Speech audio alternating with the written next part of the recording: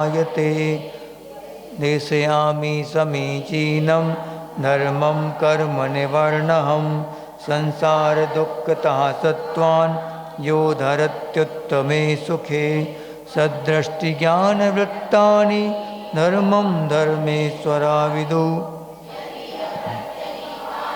भवन्ति बहुपद्धति श्रद्धानां परमार्थानां माप्तागं तपोवृतां त्रिमूलापूर्णमष्टाङ्गं सम्यक् दर्शनमस्मयम् आप्तेन छिन्नदोषेण सर्वज्ञेनागमेशिना भवितव्यं नियोगेन नान्यथाप्तता भवेत् क्षुत्पिपासा जरातङ्क जन्मान्तकभयस्मया नरागद्वेषमोहाश्च यस्याप्ता स प्रकीर्तते परमेष्ठी परं ज्योतिर्विरागो विमलाकृति सर्वज्ञोनादिमध्यान्ता सार्वाशास्तोपलाल्यते अनात्मार्थं विना रागै शास्ता शास्त्री सतो हितम्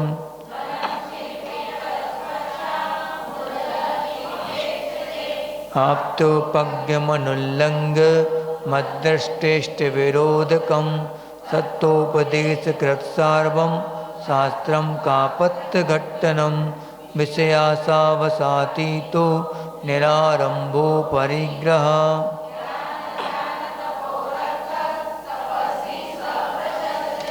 बस दसों इन शासन नायक श्री महावीर भगवान की, आचार्य गुरुदेव श्री समंत भद्रदेव की, आचार्य गुरुदेव श्री विद्यासागर जी महामुनिराज की, आचार्य श्री समय सागर जी महामुनिराज की, मुनिवर श्री अजित सागर जी महाराज की।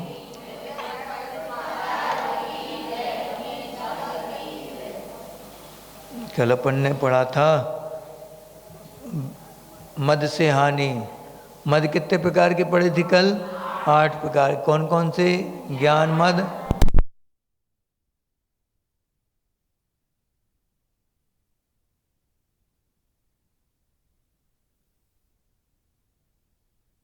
की बनावट को बल कहते हैं, ठीक है। वो भी किसके अनुसार आता है बल? वो कर्माधीन है। वो वीर्यांतराय कर्म के क्षय उपशम से अपन को शक्ति विशेष मिलती है शरीर में, उससे तप आदि करते हैं। तो उसका जैसा उपयोग आप करें, अगर अहंकार में लगाएंगे तो वो गलत दिशा में चला गया, उसको अगर सही दिशा में लगाएंगे, दूसरों की मदद करेंगे, परोपकार करेंगे, तो बल का सदुपयोग हो गया। और रिद्धि, रिद्धि किसे कहते? रिद्धि का मतलब पैसा भी होता है, और रिद्धि का मतलब मुनियों को जो विशेष साधना के द्वारा जो शरीर में विशेष गुण प्रकट हो जाते हैं उसे रिद्धि कहते हैं, ठीक है। रिद्धि किसके द्वारा होती? तप के माध्यम से रिद्धि प्राप्त होती है। उसका अभिमान करने लग जाना, तो ये क्या कहलाएगा? रिद्धि का मद। तपो, तप का मत क्या? उपवास आदि करने की सामर्थ्य मिली पुण्योदय से, उसके बारे में और गलत धारणा बनाना कि हमें तो सब कुछ आता है, या पूरे सब कुछ कर सकते हैं, हम उपवास भी कर सकते हैं, एक आसन खूब किए हमने, तो हम तो 5 उपवास कर चुके महाराज जी, लगातार 10 उपवास कितने सालों से कर रहे हैं। ये सब क्या है? तप का मत करना। जबकि जितना जितना गुण आते जाते हैं अंदर, उतना उतना वो झुकना चाहिए, उसको विनयशील होना चाहिए। जैसे किसी ने पूछा कि अब विनय के बारे में अपन चर्चा करें, कि किसी ने पूछा कि ये बताओ, मुंह में झांक के देखो अपने अपने, सबसे पहले कौन आता है मुंह में? दांत की जीभ, जीभ आती ना, और दांत बाद में आते, लेकिन पहले कौन जाता? दांत जाते, जीभ नहीं जाती। तो ये क्या है? जितना जितना सॉफ्ट होगा आदमी, विनयशील होगा, उतने समय तक रुका रहेगा हमेशा, कभी नहीं जाएगा वो, अपने साथ ही जाती है वो। अपन जब चले जाते ना, जब रह जाती जीभ वहीं पे, बाकी कभी साथ नहीं छोड़ती वो, शुरू से लेके और गर्भावस्था से लेके और लास्ट तक, अंत मरण तक वो साथ नहीं छोड़ती, क्योंकि वो विनयवान होती है। और दांत अकड़े रहते हैं, सुनते नहीं किसी की, तो वो टूट जाते सुपारी के द्वारा कोई ना कोई उनसे कड़ी चीज कोई ना कोई तो आएगी कभी ना कभी, पक्की बात है। कब तक अकड़े रहोगे? हाँ, ऐसी मजबूती ऐसी थोड़ी कि वज्र के दांत थोड़ी है कि कभी जाना ही नहीं है वो, जिनका वजह समझ सेना के भला नहीं जाते हों, लेकिन अपन साधारण लोगों के दांत तो निश्चित जाना ही है पक्का, कितना ही अभिमान कर लो, कोई कोई के दांत रह जाते हैं कभी कभार, ऐसा नहीं कि सबके चले जाते, जो विनयशील होते उनके दांत भी रह जाते दांत विनयवान होते उनके। हाँ, तो यहाँ पे बता रहे कि विनय से हमेशा हानि है, विनय ज्ञान अभिमान करने से हमेशा क्या होती, हानि ही होती है। अपन क्या करते, इसमें योन नत्तेत, इसका मतलब क्या बताया था कि अहंकार करने से क्या होता है, 8 प्रकार के मद में चूर होने से जो अभिनय की जाती है साधर्मी जनों की या समय दृष्टि जीव की, उसका क्या मतलब हुआ, वो किसकी अभिनय कर रहा है, अपने धर्म की, अपने स्वयं के धर्म की अभिनय कर रहा है, और दूसरे की नहीं कर रहा, दूसरे का तिरस्कार नहीं करता, वो स्वयं का तिरस्कार, अपने धर्म का तिरस्कार करता। क्योंकि ना धर्मो धर्म कई बिना, यानी धार्मिक व्यक्ति के बिना धर्म की कोई सींग और पूंछ नहीं, कोई पता नहीं, कोई ठिकाना नहीं। कहाँ पाया जाएगा वो धर्म, धार्मिक व्यक्ति पाया जाएगा। जब तक धार्मिक व्यक्ति है तब तो अपन कैसे, कितना करुणावान है, दयावान है, धार्मिक है। कौन है धार्मिक, जीव है, जीव से उसकी पहचान होती। धर्म तो एक गुण है, गुण किसके आश्रित में रहते हैं, हमेशा जीव के आश्रित में रहते हैं। तो जब भी गुणों की पहचान होगी तो किसके माध्यम से होगी, जीव के माध्यम से। तो धर्म क्या है, धर्मी से धर्म की पहचान होती है, क्रियाओं के द्वारा देख के वो समझ जाता है कि ये धार्मिक व्यक्ति है, अच्छे से बोल रहा है, अच्छे से बोल रहा है, विनय के साथ बोल रहा है, गुरुओं की विनय कर रहा है, उनको देख के उच्चासन दे रहा है, तो ये क्या है, ये धार्मिक व्यक्ति है। कितना देवता स्वरूप है ये। किसके माध्यम से जाना, क्रियाओं के माध्यम से। क्रियाएं किसकी, जीव की। जीव जब शरीर सहित होता है तो क्रियाओं के द्वारा जाना जाता है कि इसमें अंदर जीव है। अपन तो जब तो देखते हैं कि अंत समय में कान टेढ़े हो गए, या नाड़ी का फड़कना बंद हो गया, यहाँ की धड़कन बंद हो गई, तो समझ जाओ कि चला गया। कौन चला गया है, शरीर, जीव चला गया। फलाने चंद चले गए, फलाने चंद तो वो शरीर था, जो जाने वाला तो कोई और है, वो तो इसका नाम ठिकाना थोड़ी है, और कोई चंद हो गया वो तो जाके अब कहीं और, देवचंद, देव बन गया, वहाँ चला गया। अब देखते रहो, तुम रोते रहो, यहाँ बैठे रहो उसके लिए महीनों तक, सालों साल चलते जे, दुख की पावन। हाँ, ये कोई मरण हो गया किसी का, जितनी भी पावन आएंगी, जितने त्यौहार आएंगे, शाश्वत पर्व आएंगे, सबके सब में रोते रहेंगे वो। क्यों, चले गए थे वो हमारे दुख की पावन आ गई, दुख की। दीपावली में दुख की पावन, दीपावली है, महावीर स्वामी का मोक्ष कल्याण हुआ था और गौतम स्वामी को केवल ज्ञान हुआ था, उस दिन भी दुख की पावन मनाते हो। भगवान जाने कैसी, यही तो इसे क्या कहेंगे, लोक मूर्ता नहीं कहेंगे, क्या है ये। हाँ, तीर्थंकर भगवान का कल्याण का आ गया, आप सब कुछ सही है, जिसको जाना चला गया, आप क्या कर सकते हो उसके लिए। रोने गाने से अगर एक आध बार आ जाए धोखे से, वो तो रो लो, खूब लो, छूट है आगम में, वापस आ जाए तो रो लो, हैं क्या क्या। हाँ और आ गया, मान लो धोखे से कोई आ गया, एक आध बार हुआ ऐसा कई बार कि डॉक्टर ने मना कर दिया, मुर्दा ले गया जलाने के लिए, वहाँ जिंदा हो गया जैसे ही आग देखी, वो थोड़ी सी आग लगी होगी, जो तड़पने लगा, सब घबरा गए, बेंतर आ गया, बेंतर भागो, अब कोई नहीं स्वीकार करेगा तुम्हें। क्यों, क्योंकि अब स्वीकार किस रूप में कर लिया, मर गए वो तो चले गए। हाँ भूत भूत करके भग जाएंगे वहाँ सब, भूत आ गया, ऐसी सच्चाई है। तुम्हारा बेटा तक भग जाएगा, सच जो प्राणों से प्यारा बेटा, पति भी प्राणों से प्यारा पति परमेश्वर, वो तक भग जाएगा देख के तुम्हें, अगर ऐसा हो गया तो। इसलिए अपन को क्या करना, हमेशा इसके प्रति झुकाव तो रखना, लेकिन जितने जितने गुण हैं आपके अंदर, उतनी उतनी सामने वाले की विनय करना चाहिए अपन को। गुणों की पूजा होती, अपने शरीर की पूजा किसी रूप में नहीं होती। आदि पढ़ा भैया जी ने बताया था एक, कि उनका चिंतन था, मौलिक चिंतन था। उन्होंने क्या बोला कि सब तीर्थंकर की प्रतिमा एक सी क्यों बनाई जाती, बताओ क्यों बनाई जाती। सबको किसी बना दो, कोई भी चिन्ह उकेड़ दो, उसमें मना थोड़ी करेंगे कि हमें ये चिन्ह नहीं बनाओ, हाँ नहीं हमें नहीं बनाओ, नहीं जी दूसरा बनाओ, कहेंगे। सबकी एक सी शकल सूरत सबकी एक सी बना देते, क्यों, क्योंकि अपने यहाँ पूजा किसकी होती है, गुणों की, शरीर की पूजा नहीं होती।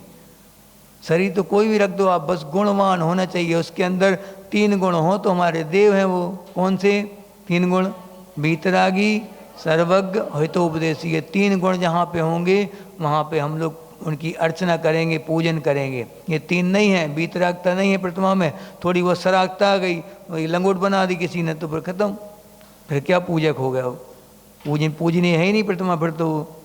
इसलिए पूजा किसकी, बीतरागता की पूजा होती है।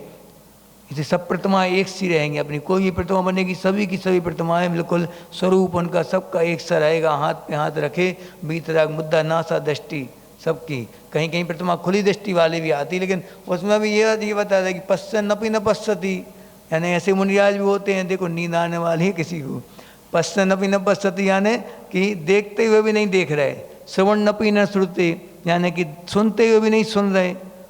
ये क्या है, ये बीतरागता की दशा है, ऐसा उसमें आती गाता, ब्रुवन नपी न ब्रूते, गच्छन नपी न गच्छति, और स्त्री के तान तत्तस्तु पश्चन नपी न पश्चति। ये कौन की गाथा है, इष्टोपदेश की गाथा है। आचार्य पूज्यपाद स्वामी का महान ग्रंथ है ये इष्टोपदेश। आपको शायद सौभाग्य मिले, भैया जी पढ़ाएंगे और क्या ये भी तो सबका आचार्य तो हो जाए। ये भी आचार्य दिग्गज आचार्य का लिखा हुआ, ऐसे ऐसे ग्रंथ हैं अपने पास कि अपन एक बार आलोड़न तो करो। तो कोई भी आचार्य जी बोलते कि उसमें हाँ सर्वा सिद्धि कार्य जो है पूज्यपाद स्वामी, अरे इनको मालूम नहीं होगा, इनको पहली बार आए क्लास, अच्छा पहली बार है मेहमान हाँ ठीक ठीक। तो उन्होंने बोला कि ऐसे पूज्यपाद स्वामी के जो ग्रंथ है इष्टोपदेश, उसका ऐसा गजब आचार्य की रग रग में बसा था इष्टोपदेश, रग रग में कोई भी कोई बाधा आती, कोई भी कुछ करना, हर प्रवचन में कहीं ना कहीं से इष्टोपदेश, श्रावकाचार या फिर तत्वासूत्र, तो 3 चीज़ें तो पक्का ही था, और छेड़ाला, ये 3-4 चीज़ें थी कि पक्की थी। हर प्रवचन में कोई ना कोई अंश आ ही जाता था कहीं ना कहीं से घुमा फिरा के। इतना पसंद था आचार्य को, सब ग्रंथ आचार्य को बहुत पसंद थे। तो इसमें आचार्य जी कहते जब भी मन उदास हो जाए या फिर कुछ भी कोई घटना ऐसी कोई घट जाए जिससे मन ना लग रहा हो, अपने आप इष्टोपदेश की कोई भी गाथा पकड़ के आप चरवन करो, रात भर चबाओ, रात भर उसको रस लेते रहो, रस लेते रहो बस। ये खाना पीना तो हम लोगों का औपचारिक होता है, जो तुम लोगों के यहाँ आहार करने जाते ना, वो तो औपचारिक होता है। बाकी मूल आहार तो हम लोगों का क्या होता है, चिंतन। मुनियों का 12 भावना का जितना चाहे इतना महत्व देते थे कि 12 भावना 24 घंटे जपते रहो, बस चिंतन करते रहो 12 भावना का। कभी भी निराश नहीं हो सकते तुम, कभी भी कहीं भी पहुंच जाओ, कितने अकेले हो आप, कितनी बड़ी घटना घट जाए, कोई साथी दगा दे जाए, कोई साधर्मी दगा दे जाए, तब भी किसका चिंतन करो, 12 भावना का चिंतन करो। एकत्व भावना, अन्यत्व भावना, ऐसी भावना है कि बिल्कुल अलग उठा के रख देंगी आपके लिए, कॉन्फिडेंस को बहुत हाई कर देती है सब गाथाएं। इनको चिंतन करके देखो तो टाइम कहाँ तो पढ़ ले, 2 पढ़ते ना जी 12 भावना डेली। कौन सी, 2 ही प्रकार की, बड़ी वाली छोटी वाली दोनों। हाँ सबसे ज़्यादा 12 भावना पढ़ी जाती, महिलाओं सबसे ज़्यादा वैराग्य भावना 12 भावना, और जीवन में सबसे ज़्यादा राग हो पता पड़ी। ऐसा नहीं, ऐसा अपन को लजवाना नहीं है आचार्यों की वाणी के लिए। अच्छे से पढ़ो, भले ही 2 लाइन पढ़ो, लेकिन अच्छे चिंतनात्मक रूप में पढ़ो। मेरी भावना पढ़ के देखो तो जो पढ़ेगा वो व्यक्ति बिना परिवर्तित हुए रह नहीं सकता, वो व्यक्ति अपने आप परिवर्तन जीवन में होगा। तो यहाँ पे अपन विनय के बारे में पढ़ें कि विनय कितने प्रकार की बताई आचार्यों ने, 5 प्रकार की विनय बताई है। कौन कौन सी, दर्शन, ज्ञान, चारित्र, उपचार, और एक और कौन सी, दर्शन, ज्ञान, चारित्र, तप और उपचार विनय, ये 4-5 प्रकार की विनय बताई। तो दर्शन विनय के बारे में सामने, दर्शन विनय कैसे कहेंगे कि सम्यक दर्शन में कारणभूत क्या है, 9 देवता होते ना। कौन कौन से 9 देवता होते, 5 परमेष्टि, जिन धर्म, जनागम, जिन चैत्य और जिन चैत्यालय, ये क्या 9 देवता हैं। ये 9 देवता जो हैं सम्यक दर्शन में कारणभूत होते हैं, इसलिए इनके आराधकों की और इनकी विनय विधिवत होना चाहिए। जो सम्यक दृष्टि है उनकी विनय भी होना चाहिए यथा योग्य। ऐसा नहीं कि आप मान लो मुनि महाराज जी हैं और हम सब कोई और सम्यक दृष्टि है, अविरत सम्यक दृष्टि है, मुनि महाराज जी विनय करें, उनकी उच्चासन दें, उनको ऊपर बैठा लें अपन से, अपने से ऊपर, ऐसा नहीं होगा। यथा योग उनकी पद के अनुसार विनय होगी। जैसे कि आचार्य करते थे विनय, कैसे कि जैसे मान लो कोई सम्यक दृष्टि है अविरति है, कोई व्रत नहीं लिया, कोई प्रतिमाएं नहीं जीवन में, तो उनकी विनय कैसे करते थे गुरु जी? उनको आशीर्वाद दे के, उनसे हाल चाल पूछ के सब ठीक है कुशल है ऐसा, या फिर उनको पूरी बात सुनते थे उनकी, ये कहलाते क्या, वैसी विनय हो गई उनकी, पद के अनुसार उसकी विनय की जाएगी। जैसे हमारे इलक छुल्लक हैं और मुनि महाराज जी हैं, दोनों सम्यक दृष्टि हैं, तो सम्यक दृष्टि की विनय एक साथ करेंगे क्या? पिछी उठा के नमस्कार करेंगे? नहीं, उनको वात्सल्य दे के, उनके मान लो उपवास आदि हैं तो उनकी वैयावर्ती करेंगे, और उनको क्या आवश्यक है वो पूछ लेंगे, और कोई आवश्यकता हमारी तो बताएं, सब पूछ के, यही तो विनय है। और क्या, हाथ पांव दबाना के लिए विनय वैयावर्ती थोड़ी कहलाती, उनकी अनुकूलता कैसे बन जाए और साधना में लग जाए अपनी, वो और अच्छी साधना हो जाए उनकी, ये भी तो विनय है, ये भी तो वैयावर्ती कहलाती है पूरी। तो दर्शन विनय क्या, इनकी महिमा प्रकट करना, इन नव देवताओं की हमेशा प्रभावना में लगे रहना, ये दर्शन की विनय कहलाएगी, सम्यक दर्शन की विनय। और इनको मानने, नव देवताओं को मानने वालों की भी यथा योग्य विनय करते रहें, तब तो कौन सा कहलाएगा आपका? दर्शन विनय पूरी हो गई। ये विनय हमेशा क्या करती है? मार करती है। किसके ऊपर मार करती? अभिमान के ऊपर, अहंकार के ऊपर चोट करती रहती बार बार। जितना जितना निरभिमानी व्यक्ति होगा उतने उतने विनयशील होगा, लेकिन हर झुकने वाला व्यक्ति विनयशील हो ये जरूरी नहीं है।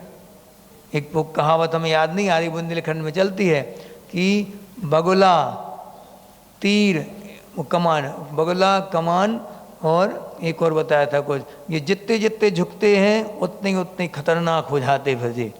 विनय नहीं है वो उनकी, अपन देखते कि वो विनय कर रहे हैं, नहीं, वो झुक के और अपने शिकार के पास जा रहे हैं। जितना तीर झुकेगा उतना ही भयानक होगा वो, उसका वार उतनी खतरनाक होगा। जितने ही बगला झुकेगा उतने ही वो चोंच से शिकार करने की फिराक में पूरा, बिल्कुल वो जैसा झुकता जाता फिर एकदम से वो वार करता है मछली के ऊपर। तो हर प्रकार के झुकने वाले को अपन विनयशील नहीं कह सकते। चापलूस टाइप के व्यक्ति जो चापलूसी कर रहे हैं उनका उद्देश्य क्या है? उद्देश्य क्या है? स्वार्थ सिद्ध हो जाए बस। खूब चापलूसी कर रहा है महाराज जी की, खूब चापलूस, आगे पीछे फिर रहे, बिल्कुल हाथ जोड़ रहे, क्यों? सबसे पहले नंबर आहार हो जाए हमारे चौके में। ये क्या है? अगर उद्देश्य ऐसा है तो सबका नहीं बोल रहे, अगर उद्देश्य आपका उद्देश्य देखा जाएगा, उद्देश्य अगर गलत है तो विनय में की कोटि में नहीं आएगा वो तो और ज़्यादा खतरनाक हो गया, फिर तो मायाचारी हो गई है। हाँ याद रखना, हर झुकने वाला विनय नहीं होता। अब इसके बाद आया ज्ञान विनय। ज्ञान विनय कैसा कि जो ज्ञानवान हैं, ज्ञान गुणों में बहुत बड़े चढ़े हैं, तो चारित्रवान व्यक्ति से ज्ञानवान व्यक्ति महान माना जाता है, लेकिन उसके अंदर चारित्र भी थोड़ा थोड़ा होना चाहिए। ऐसा नहीं कि बिल्कुल चारित्र ही नहीं है और ज्ञान अकेला है, खूब अच्छा उपसम है और बिल्कुल प्रतिमाएं भी नहीं ले रहा, कुछ संयम की और कोई भूमिका ही नहीं उसकी, और मुनि उसकी विनय करने लगे, ऐसा नहीं। चारित्र विनय है तो, लेकिन ज्ञान विनय उत्कृष्ट माना जाता है। किसमें? अगर चारित्र के साथ ज्ञान है, बहुत उत्कृष्ट माना जाता। हाँ, निरंतर सम्यक ज्ञान का अभ्यास करते जो अपन ने पढ़ा है, और समय पे आना, ये भी विनय कहलाती है। ज्ञान की विनय, ज्ञान की विनय तब कहलाएगी जब बिल्कुल टाइम टू टाइम आइए और जो महाराज जी ने बोला उसको यहाँ से जाके एक बार रिवीजन कर लीजिए, तब तो ज्ञान की विनय कहलाई। नहीं तो बहुत समस्या बनेगी। ऊपर अपने से नीचे पुस्तक को नहीं रखना कभी, अपन बैठे अपनी नाभि से नीचे कभी जिनवाणी को नहीं ले रहना चाहिए। अगर मान लो स्टूल पे बैठना पड़ रहा है तो थोड़ा ऊंचा वो रख लो बाजोटा, जिससे पुस्तक ऊंची हो जाए अपनी। उपाय अपने पास कई उपाय हैं, कर सकते चाहें तो। एक बार बोला था हमने क्लास में ये वाली बात, कि अपन को कभी भी घुटने से नीचे आ गई पुस्तक, देखो फिर कितनी, अब ये बड़े बड़े शास्त्र कहलाते हैं। अपन जितना ज्ञान अभ्यास में कर्मों की निर्जना नहीं करेंगे उससे बंद और हो जाएंगे उल्टे, इसलिए बहुत सावधानी के साथ स्वाध्याय करें। पुस्तक पकड़ लो हाथ में। तो ये क्या है? स्मरण आदि कर, जब भी बैठे हैं कभी फ्री टाइम, महाराज जी के जाने के बाद भी कभी देखा कि अपन ने श्रावकाचार्य पढ़ा था, तो पढ़ते पढ़ते कोई एक गाथा के ऊपर मन टिक गया और उसमें देख लिया इसका अर्थ क्या है, पलट ली डायरी थोड़ी, वो पलट ली किताब अपनी, उसमें क्या होगा, मन जाएगा आपका ज्ञान। आप पूरा मान लो 50 हमारा नियम था घर में थे जब, श्रावकाचार्य की 50 गाथाएँ 50 श्लोक डेली पढ़ते थे हम। 50 आज पढ़े तो 1 से 50 तक आज पढ़े, तो कल कैसे पढ़ेंगे, 51 से 100 तक पढ़ेंगे, फिर 100 से 150 तक पढ़ेंगे। ऐसा था नियम। तो पूरी याद हो गई थी गाता है वो धीरे धीरे करके। अब अच्छे भाव से पढ़ो, फिर बीच बीच में कहीं रुक गए, एक कोई गाथा पे अपना मन टिका लिया, उसका अर्थ देख लिया, कभी 2 का देख लिया, कभी 5 का देख लिया, जैसा टाइम मिला वैसा देख लो, क्या जा रहा अपना। बताओ फ्री टाइम में कितना बड़ा धर्म ध्यान हो सकता, बैठे बैठे अगर अपन चाहें तो कितना बड़े बड़े कर्मों की नजरा कर सकते, चाहें तो सब कुछ आपके हाथ में है, सब कुछ। घर में बैठे बैठे भी अपन अगर सोचें तो कोई भी मतलब पेड़ पौधे दिख रहे हैं अपनी खिड़की में से, तो क्या देखेंगे अपन पेड़ पौधों के रूप में, एक केंद्रीय जीव हैं, इनकी कितनी संज्ञा, इनकी भी चारों की चारों संज्ञाएं हैं, इनके भी आहार भय मैथुन परिग्रह चारों संज्ञाएं विद्यमान हैं। तीव्रतम कसाय है, कृष्ण लेस्या है इनकी, भगवान क्या होगा इनका, बीज देखने में सुंदर लग रहे हैं, लेकिन जैसे लिखा है उसमें शास्त्रों में कि गुलाब का फूल है, उसकी कौन सी कसा लेस्या होगी वहाँ पे, पीत लेस्या हो सकती, पीत पद्म लेस्या कोई भी, और कांटे हैं उसमें, वो कौन सी लेस्या है, कृष्ण लेस्या के परिणाम है वो तीव्रतम कृष्ण लेस्या। ऐसा होता, इस प्रकार विभाजन अपन कर सकते, चाहे तो बैठे बैठे चिंतन कर लो, घास को देखो, कुचला जाना, यातना सहना, फाड़े जाना, मारे जाना, काटे जाना, ये सब इनकी नियति बन गई है, इनका यही काम रह गया। बताओ भगवान ये समझ नहीं पा रहे इस बात के लिए, इनको अब समझने योग्य बुद्धि भी नहीं हो सकती इनके पास, क्या करें इनके। हम तो जितना हो सके इन सबसे बचेंगे, हम बिना प्रयोजन के व्रती व्यक्ति जो होगा, जिसके जीवन में व्रत नियम संयम आ जाता है, वो व्यक्ति कभी भी अफरा तफरी के लिए नहीं जाएगा, चलो घूमने के लिए चलते हैं, चलो घूम आए थोड़ी आज, बैठे बैठे कुछ काम नहीं, अब आँखों की रोशनी बढ़ाने के लिए घास पे चल रहे, ये व्रती व्यक्ति नहीं करेगा। हाँ त्रिफला आदि का उपयोग कर लेगा, लेकिन घास पे चल के और जीवों का घात करके आँखों की रोशनी बढ़ाना ये नहीं करेगा व्रती व्यक्ति। और उपाय भी तो हैं कई, वो कर लेगा, लेकिन ये वाला उपाय नहीं करेगा वो कभी भी, ठीक है। व्रती बहुत संभला हुआ व्यक्ति होता, आप सोचो कि लाखों में एक व्रती सम्यक दृष्टि व्रती होता है, बहुत मुश्किल से मिलते हैं ऐसे व्रती। अब क्या बता दिया आचार्यों ने, क्या लिख दिया वहाँ ज्ञानार्णव में लिखा है कि गिनती के 4 या 5 सम्यक दृष्टि हैं, उंगली पे गिनने लायक बस दुनिया में। आचार्य शुभचंद्र स्वामी ने लिखा, मतलब इतने बड़े आचार्य ने क्या लिखा, 4-5 सम्यक दृष्टि।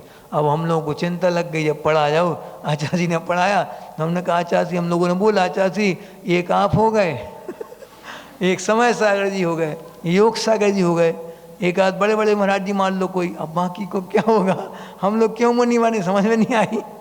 आचार्य जी सब आंसर देना जानते थे। आचार्य जी ने क्या बोला, आचार्य जी बोलते हैं कि घबराओ मत, ये किसकी बात चली, ये उनने इस अपेक्षा से लिखा होगा कि कौन सा सम्यक दर्शन, उपसम सम्यक दृष्टि का अपेक्षा लिखा होगा कि उपसम सम्यक दर्शन कितने समय के लिए होता है, अंतर्मुहूर्त के लिए, फिर छूट जाता, तो अंतर्मुहूर्त करके फिर या तो क्षोभसम कर लेगा या फिर छूट जाएगा, कोई और कसाया जाएगी उसके उदय में, तो और गुणस्थान गिर जाएगा, इस अपेक्षा से लिखा होगा। वो उपसम वाला घूमता रहता होगा, उपसम समय दर्शन 4-5 में बदल बदल के होता रहता होगा, इस बीच में क्षोभसम कर लेंगे अपन। अच्छा सबको साहस बनाया, नहीं तो सब निराश हो गए थे, क्या होगा इतने बड़े आचार्य की बात झूठ तो साबित कर नहीं सकती। महान आचार्य हैं वो शुभचंद स्वामी, जिन्होंने अपने पैरों के नीचे की धूल उठा के और पत्थर पे मार दी तो सोना बन गया था, सोने का पत्थर बन गया था, सोनागिरी के नाम से भी विख्यात है वो। हम बताओ ऐसे आचार्य की बात कैसे झूठी बोल दें, तो आचार्य जी ने संभाल ली बात। आचार्य जी कहते घबराओ मत ऐसा है सिस्टम, उपसम सम्यक दर्शन की बात चल रही यहाँ पे, तब हम लोगों को संतोष हुआ नहीं तो उदास हो गए थे सब। ऐसा अब विज्ञान की बिना क्या कहलाती कि जो ज्ञानवान हैं, ज्ञान गुणों में बहुत बड़े चढ़े हैं और हमेशा बिल्कुल जिनवाणी पढ़ाने वालों की, गुरुओं की विनय, हमेशा ज्ञानवानों की विनय में लगे रहते हैं, वो क्या कहलाएगा, उनके प्रति नम्र भाव रखते हैं, उनकी सेवा में हमेशा बिल्कुल तत्पर रहते हैं, वो क्या ज्ञानवान कहलाए, ज्ञान विनयवान कहलाए। अब चारित्र, आचार्य भगवंतों ने क्या चारित्र बद्ध से ज्ञान बद्ध को अधिक श्रेष्ठ माना है कि ज्ञान बद्ध अधिक श्रेष्ठ है चारित्र बद्ध से। एक बार क्या हुआ, आचार्य ज्ञान सागर जी आचार्य जी के गुरु और आचार्य धर्म सागर जी पुराने दीक्षित थे आचार्य ज्ञान सागर जी से, तो वो दोनों मिले अब आपस में। तो अब जब एक मंच पे जाने की बात आई तो अब सिंहासन एक ही था, तो किसको किसको बिठालना सिंहासन पे, ये बात आई। तो दोनों एक दूसरे के लिए पकड़ पकड़ के बिठा रहे, दोनों इतना वात्सल्य दोनों में, सबकी आंखें भर आई देख के, इतना वात्सल्य दोनों में, दोनों मुनियों में, आचार्यों में, कि वो क्या बोल रहे हैं, आप बैठिए, आप बड़े हैं। वो क्या बोल रहे हैं, आप बैठिए, आप ज्ञानवान हैं आप। ये क्या नाम, आचार्य ज्ञान सागर जी ने सभी संघों को पढ़ाया, सभी आचार्य संघों में जाते थे पढ़ाने के लिए अलग से वो। हाँ, पंडित जी थे वो, पंडित भूरामल जी, बहुत बड़े प्रकांड विद्वान थे वो, न्याय व्याकरण आदि के सबसे बड़े विद्वान उस समय वो ही थे। तो सभी संघों में जाके पढ़ाया, उनको भी पढ़ाया था जाके। लेकिन जब वो आचार्य मुनि बने, अब दोनों एक मंच पे मिले, तो वो क्या बोल रहे, आप बैठिए, वो क्या बोल रहे, आप बैठिए। तो दोनों ने सिंहासन को अलग किया और जाके बैठे दोनों। ये क्या कहलाती है, ज्ञान विनय। जो ज्ञानमान है वो उसकी पूज्यता बढ़ जाती है अपने आप। चारित्रवान तो है ही और ज्ञानवान भी है साथ में, तो कितनी सोने पे सुहागा हो गया बिल्कुल।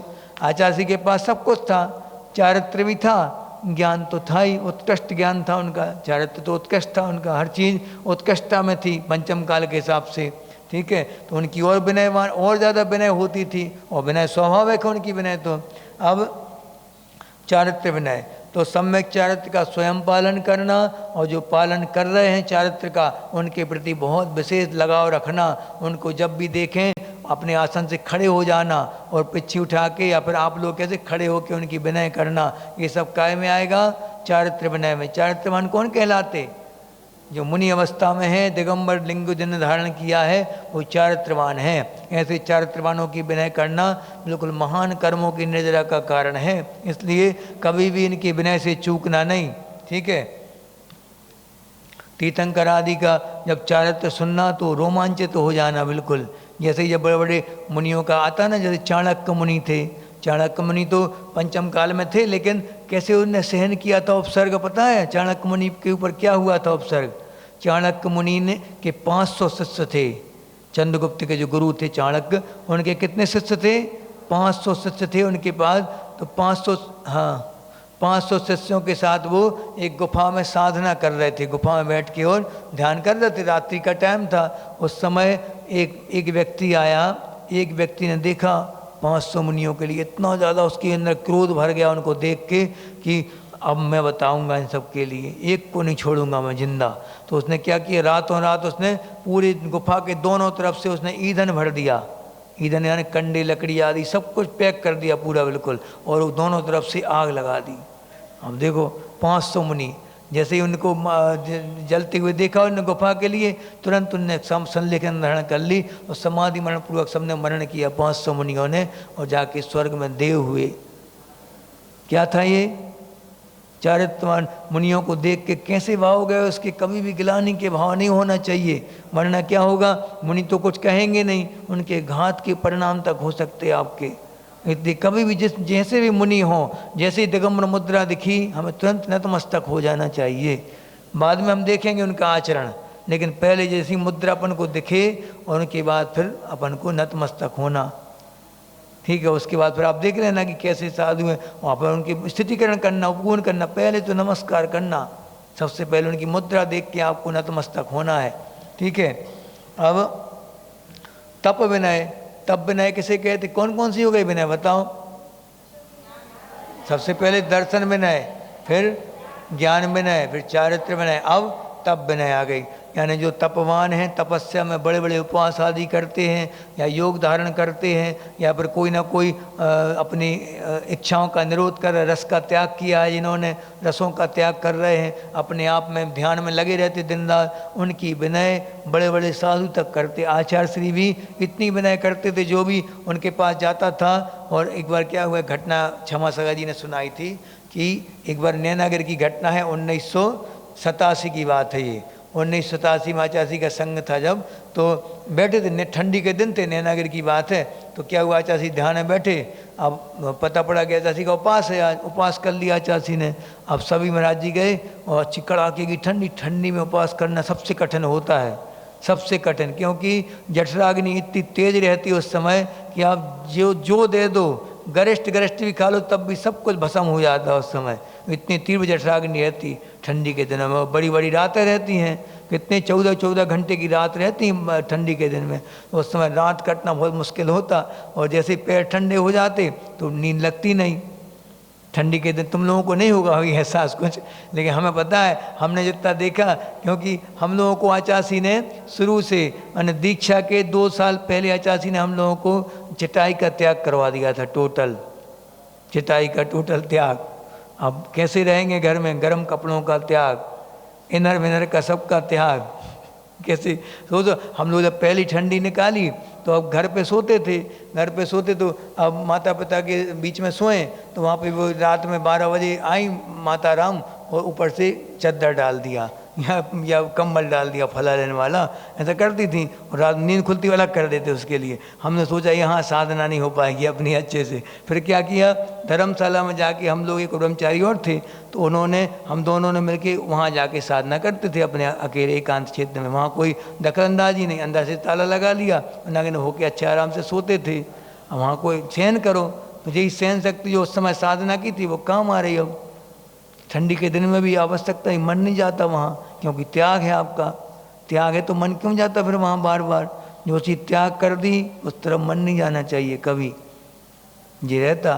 तो फिर तप की विनय, आचार्य बहुत विनय करते। जो भी व्यक्ति तपस्या तप लेता है, आचार्य के उपवास था, अब ठंडी के दिन थे तो सभी महाराज जी लोगों ने क्या किया, और 5-6 महाराज जी ने और उपवास ले लिया आचार्य के साथ। अब इतने सारे साधुओं का उपवास, अब क्षमा सागर जी भी समान की उपवास में बहुत कमज़ोर थे, वैसे शरीर से बहुत कमज़ोर थे शुरू से वो। तो अब दूसरे दिन फिर आचार्य ध्यान में बैठे, अब उठे ही नहीं।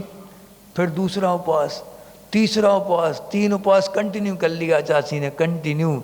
और जब भी क्षमा सागर जी भैयावत्ती करने जाते शाम को या दोपहर में, तो उनने भी उपवास ले लिया देख के तीसरे दिन आचार्य के साथ। कहता जी हम भी करना, आपको देखा हमने, हमारा साहस बड़ा, हम भी ठंडी के दिन में उपवास करना सीखना है आचार्य हमें, हम भी करेंगे आज उपवास। तो उपवास ले लिया और आचार्य की भैयावत्ती करने गए, कोई चर्चा करने गए। आचार्य हर बार पूछते, ठीक है अच्छा लग रहा, कोई दिक्कत तो नहीं आ रही, पूछते ये क्या है, तप की विनय कहलाती। इतने बड़े आचार, महान आचार, वो क्या छोटे से शिष्य से पूछ रहे, नए शिष्य से पूछ रहे, ठीक हो, कोई दिक्कत तो नहीं आ रही, साता है तो तुम लोग पूछते ना, यदि आचार्य से पूछते हैं। सोचो, एक बार एक महाराज जी तिलवारा में अंतराय था, पूरा बिल्कुल पूरा अंतराय था, और खड़े होके सामायिक करते थे तीनों टाइम की। वो दोपहर में 2.5 घंटे की सामायिक कर रहे थे खड़े होके, और दीवार तरफ मुंह करे थे, और सामने से आचार्य लघु शंका जाते थे डेली। तो लघु शंका वो छुप के कर रहे थे कि आचार्य जी देख नहीं ले, कोई देख नहीं ले हमारे लिए, ऐसे महाराज जी छुप के कर रहे थे सामायिक, और छुप के ऐसे बैठे। आचार्य जी की अचानक कैसे दृष्टि पड़ गई क्या मालूम, जाते समय पड़ गई दृष्टि उनकी, लघु शंका जाते समय। लघु शंका करके आए और बिल्कुल चुपके से उन्हीं की तरफ मुंह करके आचार्य कायोत्सर्ग करने लगे, लघु शंका का कायोत्सर्ग। और बिल्कुल पब्लिक बहुत दूर थी, और पब्लिक आने को थी, आचार्य कोई नहीं आएगा, इशारे से बोल दिया कोई नहीं आओ, वहीं रहो, सब वहीं रहो। उसके बाद इशारे से बोल दिया हमारा पाटा लाओ, तो पाटा बोलवा के सामने रख लिया, बिल्कुल चुपके से, बिल्कुल चुपके से। महाराज जी को एहसास ही नहीं हुआ कि क्या हो गया, कौन बैठ गया पीछे कोई नहीं, बिल्कुल ऐसे अड़े थे, बिल्कुल सामायिक में भगवान की प्रतिमा जैसी प्रतिमा लग रही थी उनकी पूरी पीछे से। जैसे तुम लोग वहाँ गए कहीं मांगी तुंगी में वो एक प्रतिमा है, देखी तुम लोगों ने, किसकी प्रतिमा, बलदाव की, बलभद्र की प्रतिमा है वो, बलदेव उनकी, श्री कृष्ण के भाई बलदाव की। इतने सुंदर थे, इतने सुंदर थे, कामदेव थे। जैसे ही वो आहार को निकलते तो क्या करने लगते लोग, महिलाएं पागल हो जाती उनको देख के, बिल्कुल। कोई मतलब पानी भर रही कोई महिला, गुंडी से वो रस्सी में फंसा के पानी भरती, और उसकी जगह अपने बच्चे को फंसा दिया, गर्दन बच्चे की फंसाई कुएं में डाल दिया। ऐसी बहुत घटनाएं घटने लगी, सभी लोग पागल हो गए थे उनको देख के। कामदेव थे वो, तो उनको देखने के लिए होड़ लगती थी। तो उन्होंने सोचा हम यहाँ नहीं जाएंगे, अब हम बस्ती में नहीं जाएंगे आहार करने, अब कांतार चरिया चलेंगे। कांतार यानी जंगल में आहार मिल गया तो ठीक है, नहीं तो नहीं, ऐसी शर्त होती थी। कहते महापुरुष थे तो निकल गए आहार के, निकलते थे रोज, विधि ले ली, उसमें ही विधि ले ली कि अगर भाले की नोक पे रख के जो पड़गान करेगा, रोटी भारी गिरास को भाले की नोक पे रख के पड़गान करेगा हमारा, उसके यहाँ जाएंगे आज। अब बताओ कौन भाले की नोक पे रख रहा, हाँ, तो कोई होगा वहाँ पे एक पड़गान हो रहा था, उसी समय विधि मिल गई। देखो पुण्य कितना तीव्र था। विधि कैसी मिली? वहाँ पे सेना ठहरी थी, बहुत बड़ी सेना थी राजा की, उनके लिए बन रहा था भोजन सेना के लिए, और उसी में से मुनियों के लिए बनता था। हमने पहले बता चुके 4 विभाग। हाँ, अतिरिक्त विभाग शुरू से चल। आज ये चौंका की समस्या बन गई है श्रावकों मुनियों के लिए। पहले हर श्रावक, हर जाति का श्रावक अलग से अतिथियों के लिए भोजन का हिस्सा निकाल के रखता था। आज ये कंडीशन बन गई अब कि चौका लगवाने पड़ रहा है, 4 चौका 4 चौका 5 चौका 5 चौका जी, मोल भाव सा होता है, मोल भाव।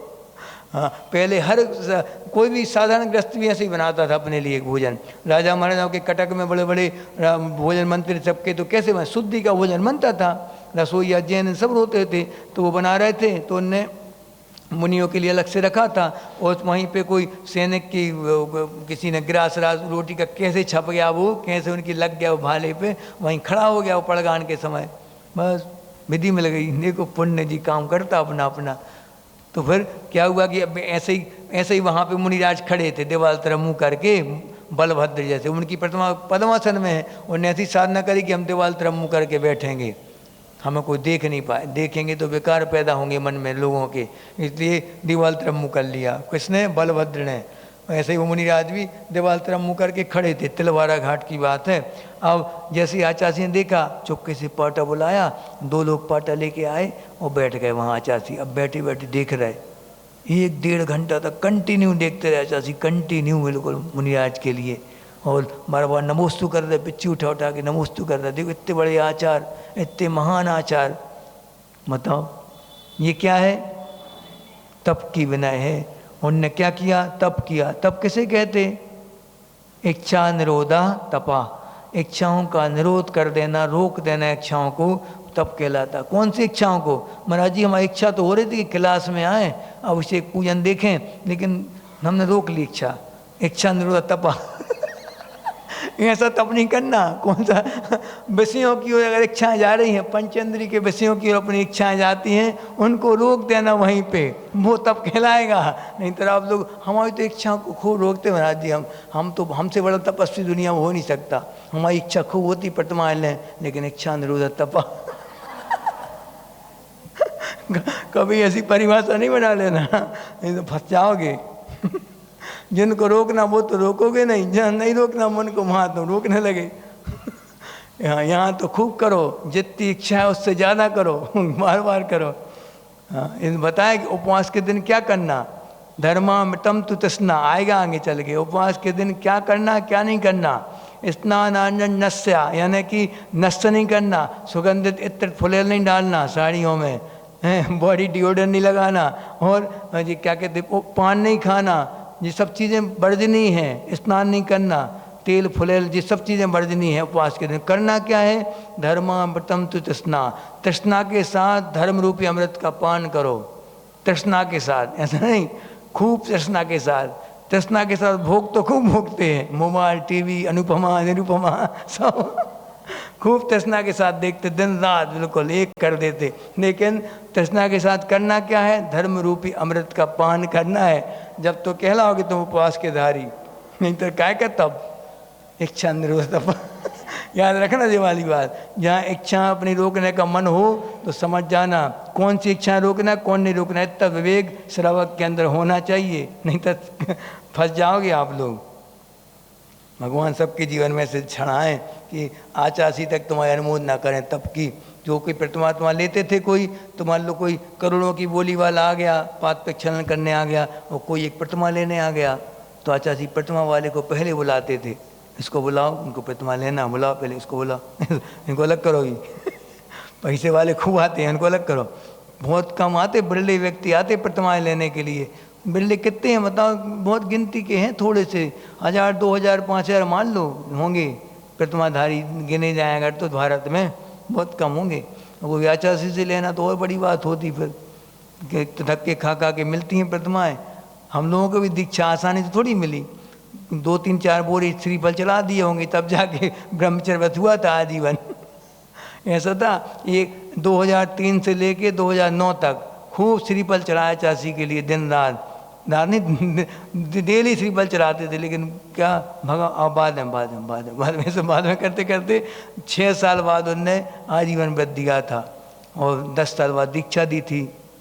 ऐसा आचार्य जी के पास बहुत ज़बरदस्त काम रहता है, तो उनसे समय पाना बहुत मुश्किल होता है। परमात्मा तो बहुत बड़ी बात होती, बात ही करना मुश्किल होता। हम लोगों को तक मुश्किल होता था, मुनि अवस्था में ही बता रहे।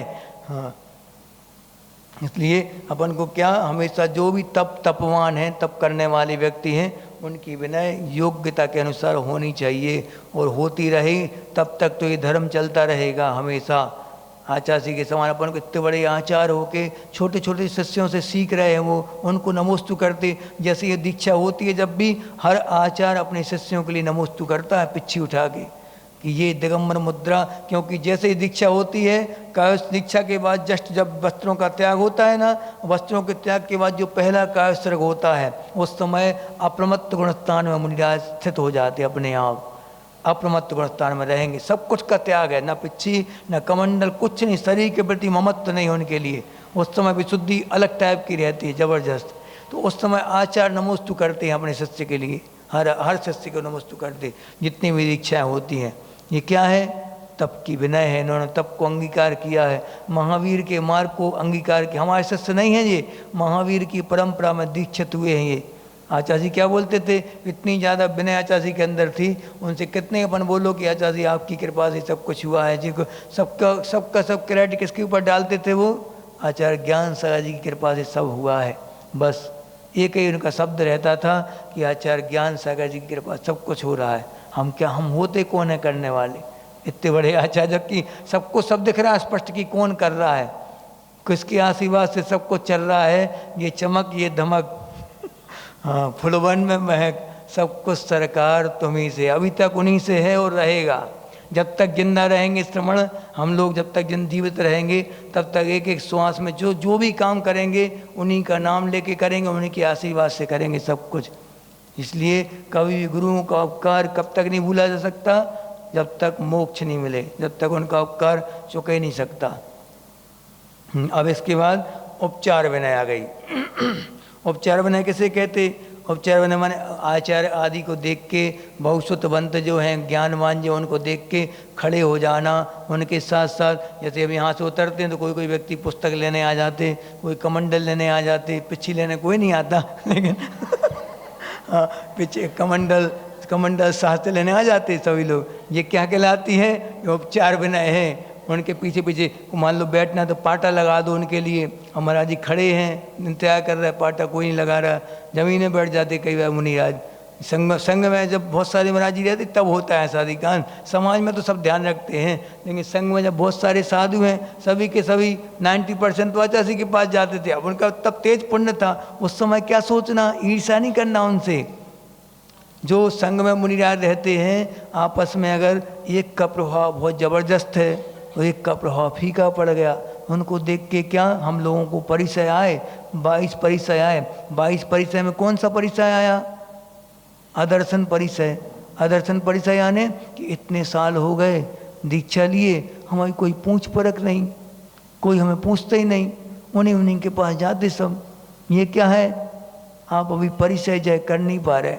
परिचय जय क्या कहलाता? कि देखने के बाद मन में भी कोई विकल्प ना आए, जबकि और आह्लाद हो जाए मन में, और बहुत ज़्यादा बिल्कुल प्रसन्नता हो जाए कि देखो तो कितनी जल्दी इन्होंने विकास कर लिया अपने जीवन में, कितने ज़्यादा गुणों का विकास कर लिया। अभी अभी दीक्षा हुई थी, कितनी ऊंचाइयों को छू लिया, चारित्र में कितने उत्कृष्ट हो गई है, धन्य इनका जीवन। ऐसे और इनका चारित्र बढ़ता जाए, निखरता जाए और सभी की जुबान पे इनका नाम आ जाए। बस ऐसी भावना जो करता वो ही सम्यक दृष्टि हो पाता।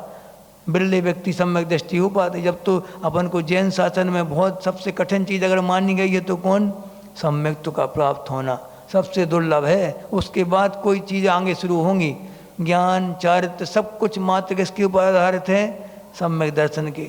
मोक्ष महल की प्रथम सीढ़ी या बिन ज्ञान चरित्रा।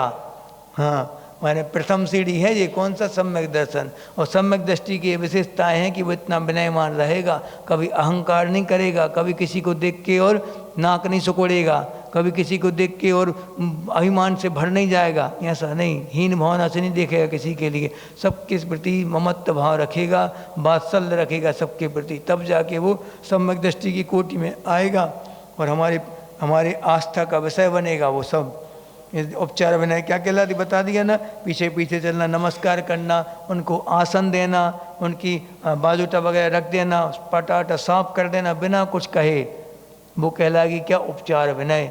आचार्य श्री के पास आगे पीछे देखो कितने मुनिराज लगे रहते हैं, बिल्कुल आगे पीछे कमंडल दिए तैयार हैं, लेकिन आचार्य श्री कभी किसी को कमंडल देते नहीं थे, बाद में देना शुरू किया आचार्य श्री ने, जब वो वृद्धावस्था थोड़ी आ गई थी और लंबा लंबा रन होने लगी थी ना, तब आचार्य जी ने दिया था कमंडल, नहीं तो आचार्य जी ने 70-50 कितने दीक्षा के बाद तक, अभी हमारी दीक्षा के बाद कम से कम 5-6 साल तो आचार्य जी कमंडल किसी को नहीं दिया कभी भी, फिर बाद में देना शुरू किया था आचार्य जी ने कमंडल, नहीं तो इतने साल तक कितने बड़ा कमंडल था पहले आचार्य जी का, इतना बड़ा कमंडल अपने हाथ से लेके चलते थे स्वयं, कभी किसी को कमंडल नहीं, क्योंकि वो कमंडल देंगे तो फिर डबल मीटर चलेंगे हमारे, एक तो हमारे चलने का चल रहा है, दूसरा वो व्यक्ति हमारा उपकरण लिए है वो चलेगा, नहीं नीचे देख के नहीं चल रहा, यहाँ वहाँ देख रहा, नीचे जितनी चीटियाँ मारेगा वो सब हमें दोष लगेगा उसका।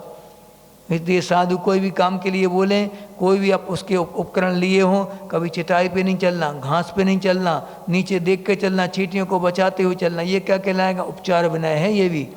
ये सब सीखना चाहिए। उपचार विनय किसे कहते, साधुओं के आने पर खड़े हो जाना और नमोस्तु करना, यथा योग इच्छामि करना, ये सब क्या कहलाते हैं, उपचार विनय। ये सबको सीख के, और जब तो अपने अंदर वो विनय क्यों करते हैं, चापलूसी कारण नहीं, बंदे तदगुण लब्ध है, आपके जैसे गुण हमारे अंदर भी आ जाएं, इतनी समता, इतनी क्षमता, इतनी शक्ति, इतना तप हमारे अंदर भी आ जाए, इसलिए हम आपको विनय कर रहे हैं। विनय का लक्ष्य होता है, जितना जितना विनयवान उतना उतना गुणवान होता जाएगा वो व्यक्ति।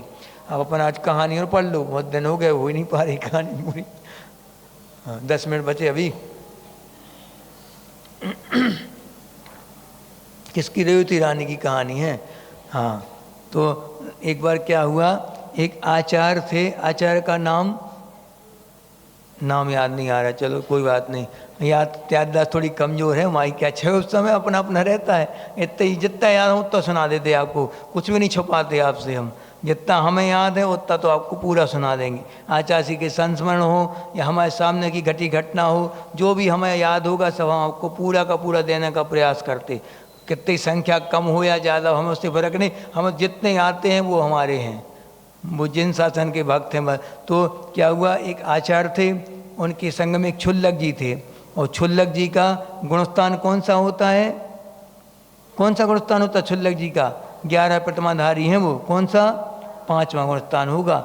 ठीक है, तो 5वां गुणस्थान वाला अपने 5 विद्याओं को रख सकता है क्षुल्लक जी, एलक जी नहीं क्षुल्लक जी, विद्याओं को रख सकते हैं, विद्याओं का प्रयोग कर सकते हैं वो लोग। ठीक है, और आकाशगामिनी विद्या आदि पे रखते थे, विद्याधर जो है 5वें गुणस्थान तक पहुंच जाते, वहाँ मुनि बन सकते, नहीं कि मुनि बन सकते, मुनि बन के मोक्ष भी जा सकते, लेकिन लेकिन मोक्ष जाने, मुनि बनने के लिए विद्याओं का पूर्णतः छोड़ना पड़ेगा, उनके लिए टोटल त्याग करना पड़ेगा। मुनि कभी विद्याओं के धारी नहीं होते, सिद्धि तो होती हैं, सिद्धियाँ नहीं कर सकते वो अपने, क्योंकि आप अगर विद्याएँ रखोगे तो उनको बस में करना पड़ेगा, कब्जे में रखना पड़ेगा, उनको आदेश देना पड़ेगा। तो ये क्या है, नौकर चाकर जैसे हो गए आपके, तो परिज्ञा हो गया वो।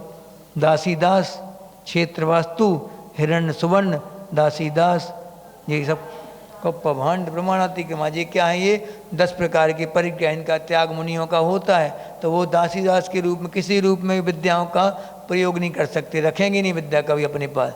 जो आएंगी विद्याएं उनको बोल देंगे हमारा कोई मतलब नहीं आपसे, आप जहाँ जाना जाइए, स्पष्ट, हम नहीं रखेंगे आपको, ऐसा बोल देते वो। तो क्या हुआ, क्षुल्लक जी रख सकते, तो क्षुल्लक जी के पास विद्याएँ थीं, उड़ने की विद्या थी, आने जाने की विद्या। तो फिर एक बार क्या हुआ, वो जा रहे थे उत्तर मथुरा की ओर जा रहे थे वो, उस समय अपने आचार्य से आज्ञा ली उनने, आचार्य श्री हम वहाँ जा रहे हैं, कोई संदेश कोई किसी को कहना हो कुछ तो उनने क्या बोला, आचार्य श्री ने बोला कि वहाँ पे एक मुनिराज हैं, उनके लिए हमारी नमोस्तु बोल देना, और रेवती रानी को आशीर्वाद बोल देना। क्या बोला, रेवती रानी के लिए आशीर्वाद। तो छुल्लक जी ने वहाँ पे भव्यसेन नाम के मुनिराज भी थे, बहुत बड़े आचार्य थे, अंगों के ज्ञाता थे, 11 अंग का ज्ञान था उनके लिए। तो उनने बोला कि वो और कुछ तो नहीं कहना किसी से आचार्य श्री, 3 बार पूछा। तो हम जा रहे हैं आचार्य श्री, किसी से और कोई रह गया हो तो सोच लो थोड़ा, किसी से कुछ कहना तो नहीं, नहीं बोल दिया ना दोनों के लिए, एक मुनिराज को नमोस्तु और रेवती रानी को यथायोग्य आशीर्वाद। ऐसा अब वो छुल्लक जी सोचते हैं कि जी कैसे महाराज जी हैं, क्या बात है। पहले तो जाके उनने आचार्य उनको महाराज जी को नमोस्तु बोल दी, यथायोग नमोस्तु करके उनने बहुत वात्सल्य दिया, अच्छे से बात की, छुल्लक जी के हाल चाल पूछे, आहार आदि के लिए व्यवस्था करवा दी, सब कुछ हो गया। अब कहाँ पहुँचे वो रेवती रानी के पहले वो कहते हैं कि इनको नमोस्तु क्यों नहीं बोली, हमारे इतने महान आचार्य हैं, हमें संदेह नहीं कोई आचार्य की चर्या के ऊपर, उनकी विचारधारा के कोई भी संदेह नहीं, लेकिन इनको नमोस्तु क्यों नहीं बोली, हमें उत्सुकता हो रही अंदर अंदर बहुत, क्या करें। तो वो गए उनके पास, किसके पास, भव्यसेन मुनि के पास गए, पहुँचे आचार्य के पास।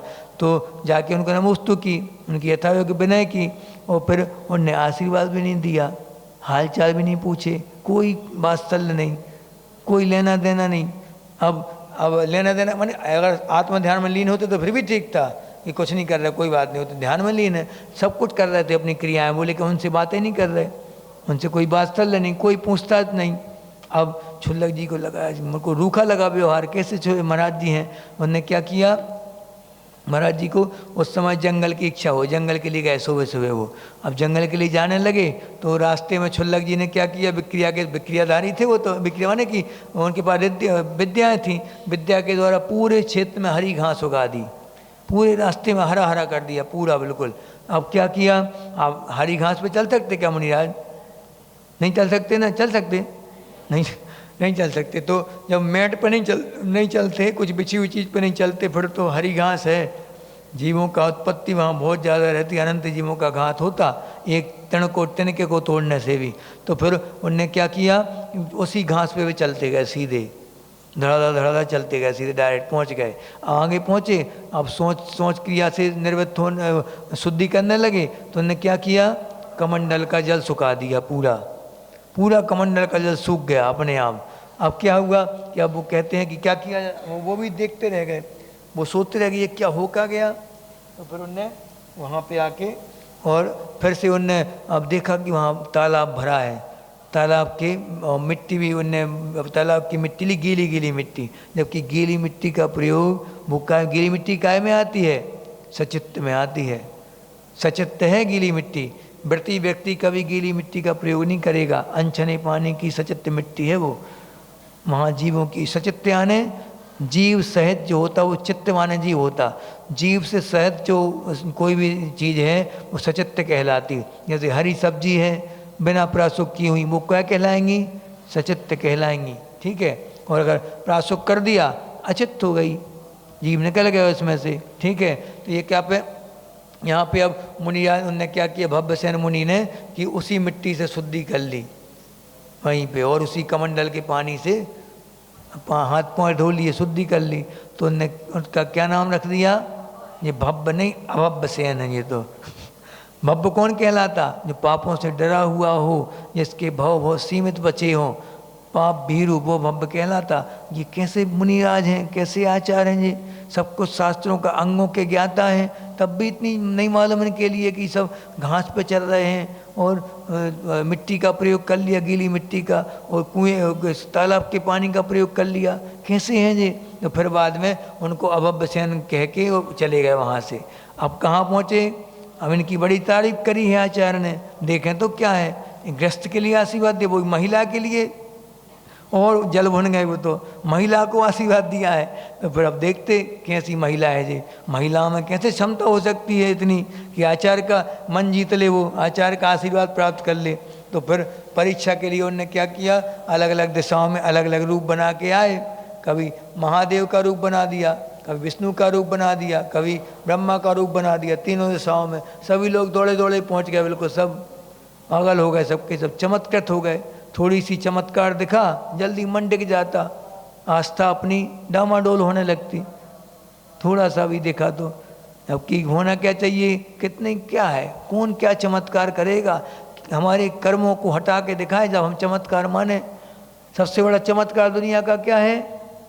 सिद्ध पद प्राप्त करना सबसे बड़ा चमत्कार है। वो चमत्कार ऐसा है कि दिखाई नहीं देता किसी के लिए, जिसको दिखता आस्था का विषय है वो। तो जब केवल ज्ञान होने के बाद जब भगवान योग निरोध करके बैठ जाते हैं, जब जंगल में जाके समूसरण छोड़ के, तो किसी को नहीं दिखते। ऐसी बेला में उनको वो होता है मोक्ष, देख ही नहीं पाता कोई। हाँ, लाइव टेलीकास्ट हो ही नहीं पाता, बस ही दिखता। जब वो अग्नि कुमार के देव आते हैं, जैसे ही भगवान को मुक्ति हुई अगले क्षण उनके आसन कम पैमान हो जाते। किसके? अग्नि कुमार, सोदरबिंद, सब के सब हिल जाती, सबकी सत्ता। सब आते दौड़े दौड़े, क्या हो गया, क्या हो गया, अब क्या हो गया? हो गया काम, हो गया। केवल ज्ञान कल्याणक मनाते प्रभु, केवल ज्ञान वो मोक्ष कल्याणक। मोक्ष तो हो जाने के बाद मनाया जाता मोक्ष कल्याणक। उनके जो नख के शादी बचे, नख बचे जो उनके लिए वो कर देते क्षीर सागर में, कुछ नहीं और क्या। बाकी जो जीव था वो तो अपना काम कर गया, पूरा काम खत्म। अब कभी नहीं आएंगे संसार में, अनादिकाल तक अनंत सुख के भोक्ता होंगे वो। ऐसा आस्था, अगर सिद्धों के प्रति आस्था जिसकी हो जाए एक बार अच्छी तगड़ी आस्था, वो तो सबके लिए अपनाएगा। बस उसके एक ही लक्ष्य रहेगा कि हमें ऐसा बनना, बस कोई आकांक्षा जीवन में रहेगी नहीं। काहे कि पंचेंद्र के विषय में क्या आकांक्षा करना, भटकाने वाले हैं ये हमेशा। तो इसलिए वो दूर होता जाएगा इन सब चीज़ों से। ऐसे हमारे जीवन में भी रेवती रानी जैसी दृढ़ता आ जाए और हम भोगाकांक्षाओं से मूर्ताओं में न पड़ते हुए अपना सम्यक दर्शन को सुरक्षित करते हुए, और फिर लास्ट में जब पूर्व दिशा से कौन सा समूषण आया? तीर्थंकर का समूषण आ गया, सब कुछ आ गया। तो वो क्या कहते हैं, दो प्रकार के शिष्य होते हैं संसार में। कौन कौन से? एक आज्ञा प्रधानी और एक परीक्षा प्रधानी। दो प्रकार के सम्यक दृष्टि होते हैं। आज्ञा प्रधानी यानी जैसा जिनेन्द्र देव ने कहा है सब स्वीकार है, सब कुछ स्वीकार है। भगवान आपके प्रति आस्था है, सब कुछ। वो परीक्षा प्रधानी नहीं, हम तो परीक्षा करके देखेंगे, ठोक बजा के देखेंगे, हमारी कसौटी भी खरा उतरेगा या आगम की, तो उसके बाद हम अपनाएंगे, चाहे गुरु हो चाहे देव हो। आचार्य समंत भद्र महान आचार्य इन्हीं के रचयिता जो हैं, वो कैसे थे कि देवागम स्तोत्र में उन्होंने लिखा है, क्या लिखा उन्होंने गजब की बात लिखी कि आपका समोसन लगा है, आपको चमड़ ढोले जा रहा है 64, आपके ऊपर छत्र लगा है, इसलिए हम तुम्हें नमस्कार कर लें? नहीं, हम नहीं करेंगे। ये तो कोई मायावी भी कर सकता। पंचों रत्नों की वर्षा हो रही है, पंचाचार्य कोई भी कर सकता, देव कर सकते कोई भी। ये तो साधारण व्यक्ति के लिए आसान है, ये तो कोई बड़ी बात नहीं है। हम आपके लिए नमस्कार क्यों कर रहे हैं? क्योंकि आपके अंदर बीतराग सर्वज्ञ हितोपदेशता, आपके अंदर 3 गुण आ गए, इसलिए आपको नमस्कार कर रहे हैं। ऐसे दोष जो हमारे अंदर भरे पड़े हैं, कोई नहीं दिखता उन दोषों से रहित, वो आपके अंदर हैं। दोषों से सर्वथा रहित कौन है? मात्र जिनेन्द्र देव हैं, इसलिए हम आपको नमस्कार कर रहे हैं। देखो ये समंत भद्रदेव हैं, छोटा मोटा व्यक्ति थोड़ी है, परीक्षा करके हम नमस्कार करेंगे तुम्हें, आसानी से नहीं करेंगे। तो वो चाहते, भगवान ऐसे भक्तों को चाहते भी हैं, क्यों नहीं चाहेंगे? इतनी विश्वास हो तो अपने ऊपर कि भगवान तक की परीक्षा करने तैयार हो गए वो, बताओ। ऐसे आचार्य समंत भद्रदेव ने ये ग्रंथ लिखा है, अपने लिए लिखा है। अपना उनका कल्याण तो हो गया, उनके लिए सम्यक दर्शन की शुद्धता प्राप्त थी। जब वो ब्रह्मचारी का वेश रख के और अपनी भूख मिटाने में लगे थे, रोग दूर करने में, तब भी वो सम्यक दृष्टि थे, महान सम्यक दर्शन से युक्त ज्योति थी उनके अंदर। अपने लोगों के लिए लिखा है उनने, जो कि विषयों में अंधे होकर मिथ्यत की ओर अपन भागते जा रहे अपनी इच्छाओं को पूरा करने के लिए। हाँ, इसलिए अपन सबसे बच के हुए रेवती रानी से वो समंत भद्रदेव से अपन शिक्षा लेते हुए अपने जीवन में भी कल्याणकारी वो क्षण हमेशा बने रहे। कौन से? कि सम्यक दर्शन की योग्यता अपनी हमेशा बढ़ती जाए और ऐसा समय आए आस्था के साथ आरिका मुनि आदि के व्रत लेके और अपना कल्याण कर सकें। बोलो भगवान महावीर स्वामी की, आचार्य समंत भद्रदेव की, आचार्य गुरुदेव श्री विद्यासागर जी महामुनि राज की। बोधि समाधि परिणाम शुद्धि स्वात्मोपलब्धि शिव शोक सिद्धि चिंतामणिम चिंतित वस्तुदाने त्वं बंद मानस ममास्तुति।